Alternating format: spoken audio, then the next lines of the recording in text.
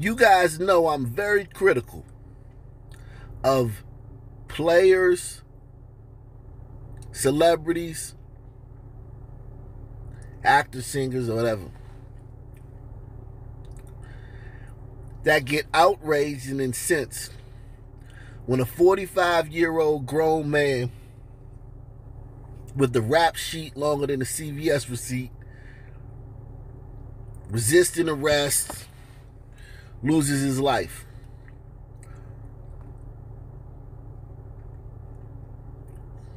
To the police.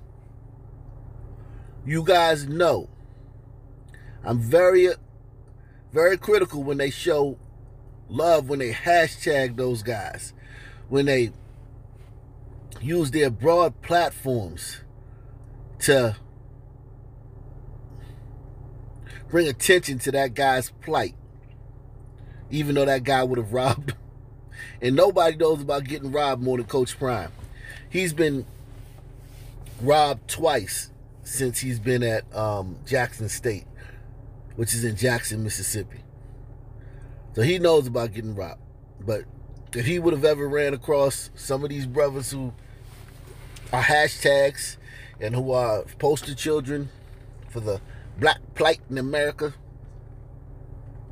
that could have been me. That could have been me. Fight with the cops in the street. You can't even beat up your wife. Most of the dudes be talking that stuff, can't even win a fight against their wife. Wouldn't throw rice at a Chinese wedding. That could have been me fighting them two cops in the middle of the street.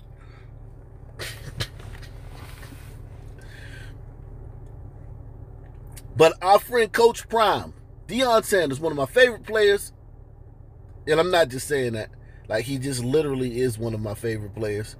I think he's a great player and a great man. I salute him for going back to coach at a HBCU and bringing his celebrity to a black college.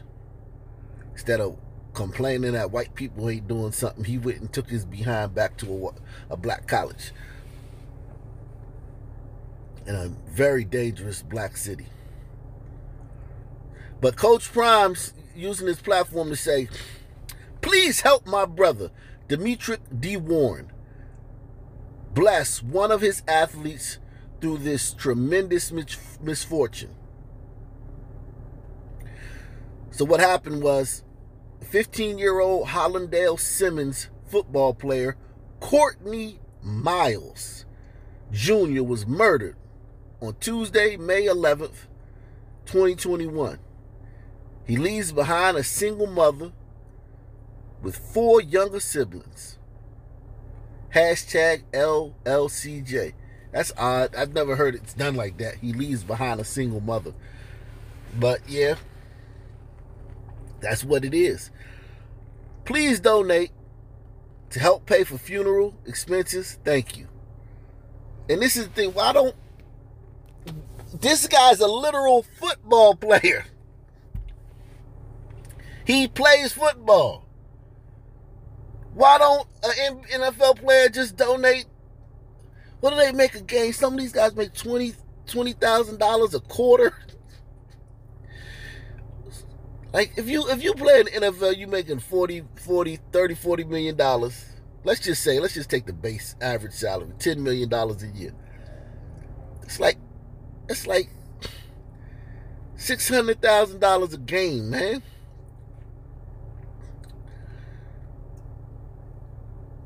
They always paying the funeral for these 46-year-old grown men that fight in the streets with police. This is an actual football player. But salute to Prime for using his platform to spread awareness about this kid's death. But let's see how much his GoFundMe has. $3,682 with a goal of $15,000. And you guys saw in the video the other day, you see how much tax it costs for these brothers to go in the street and shoot each other. It costs a lot of money to the taxpayers. So we're already paying for this stuff without even before the GoFundMe. But why can't a ball player just pay for this guy's funeral, man? Why can't some ball player throw $15,000 that he'll throw at the club? They throw $15,000 at the strip club in one night. They spend $15,000 buying a bar at a club in one night. They spend $15,000 on shoes in a year.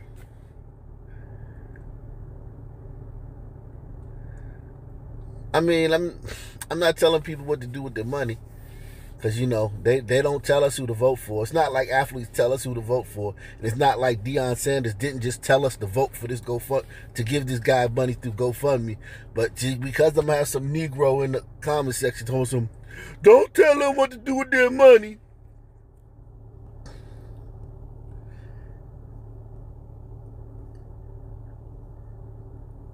Even though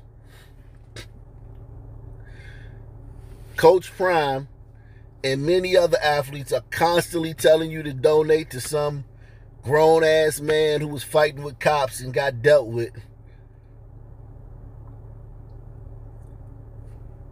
I'm going to have a Negro in my comment section. Man, you didn't tell them what to do with their money, man. That's their money, man.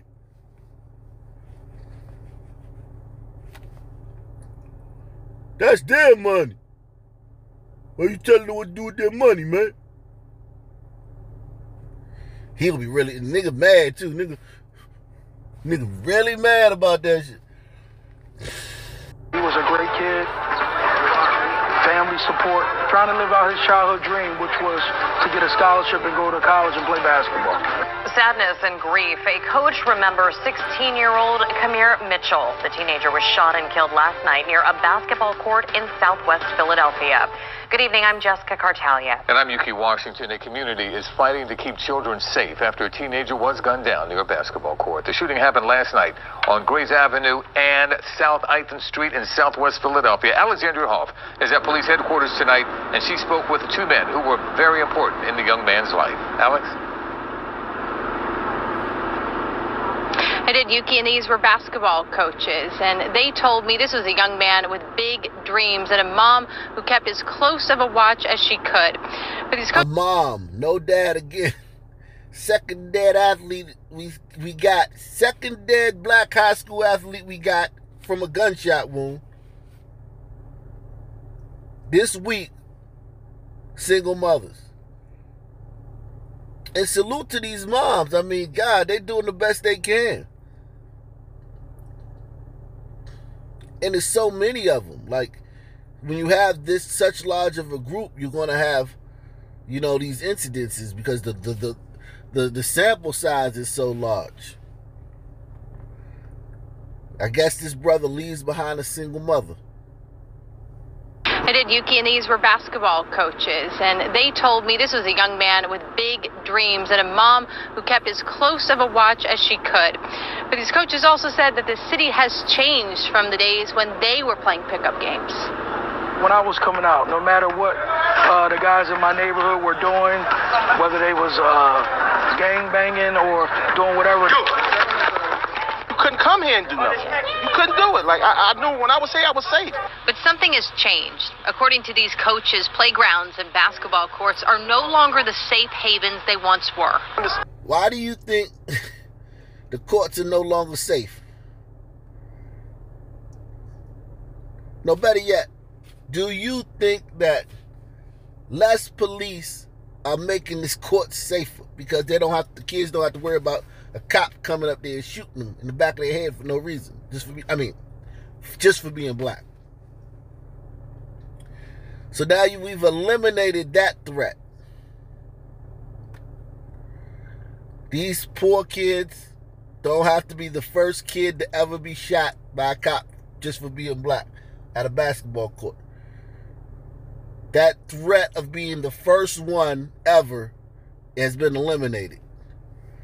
But a funny thing happened along the way. You exposed them to more threats that always happen. I did a video 3 months ago, highlighting how many kids get killed at Philly rec centers. Kids get whacked out at Philly rec centers. I'm gonna see if I can put a link to that in the description, because I know we got a lot of new subs who haven't seen that video. I'm gonna put a link to that in the description box. You would be shocked at how many kids get killed by non-police officers at Philadelphia rec centers.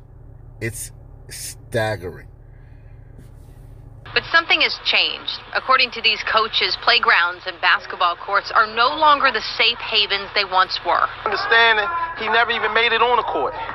From my understanding, he was just outside the fence trying to go onto the court. Around 7:30 p.m. Thursday, 16-year-old Quamir Mitchell was shot in the chest at a court on the 5600 block of Grays Avenue. This community did a lot for me. Adrian Burke was his basketball coach at West Philadelphia High School. West Philadelphia, born and raised on the playground, is where I spend most of my days. I just want y'all to think about something. Will Smith, the great man he is, great actor, philanthropist. He's also a damn activist too, but god damn it, but whatever.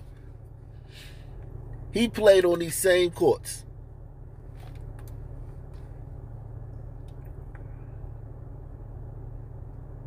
Wow. Quamir Mitchell was shot in the chest at a court on the 5600 block of Grays Avenue. This community did a lot for me. Adrian Burke was his basketball coach at West Philadelphia High School. He spoke with Mitchell just a few hours before the deadly shooting. Just let them know that I love them, and they tell me they love me back. So, and that was our last words. He loved me, I love him. And Mitchell was a senior, set to graduate in a few weeks. At the famed Christie Recreation Center on a court 2 miles from where Quamir was killed, young men and women play freely. Outside of the police presence, we just need individuals who have time and who care and who's invested in making sure that the environment is safe. Now, outside of the police presence, the only thing that's going... Listen, the thugs don't fear the caring people in the community. The only thing that's going to keep the thugs from coming up there killing basketball players and kids that are, trying to play sports and hang out at the recreation center and not in the streets. The only thing that's going to stop the street kids from coming up there shooting them is police, man. Where do black people ever get that? I know he can't say that because he's entrenched in the community. And salute to this brother. My hat's off to this brother. He's doing God's work. He's dealing with other people's kids. These kids ain't easy to deal with. All these kids coming from environments where, it's just rough where these kids coming from. So he's out here and he's an adult. I'm never gonna, besmirch this guy's character. I salute this brother. I salute him, man. He can't, and I do understand that he can't say, man, we need police, we need more police. Forget defund the police. Forget that bull crap about defunding and for your programs. Find your money for your program somewhere else. Black Lives Matter. He can't say that.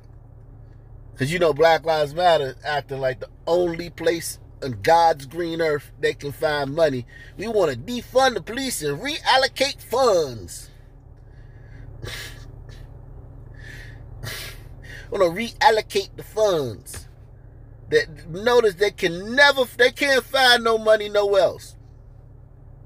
Before last year, there was money. You would find money here, find money there, raise taxes here, fundraise there. Since George Floyd died, everything they need to do got to come out the police budget.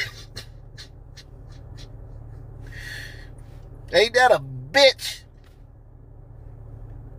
And these kids is dying because of it. Bastards. Oh, but let me not say. Let me be nice, man. outside of the police presence. We just need individuals who have time and who care and who's invested in making sure that the environment is safe. Now through the end of August, Friday night basketball and football will be hosted here under the protection of community leaders who urge others to make time and help out. At 16 years old, you shouldn't have to be worried about if you're going to make it home or not. That's just not fair. This is really not fair.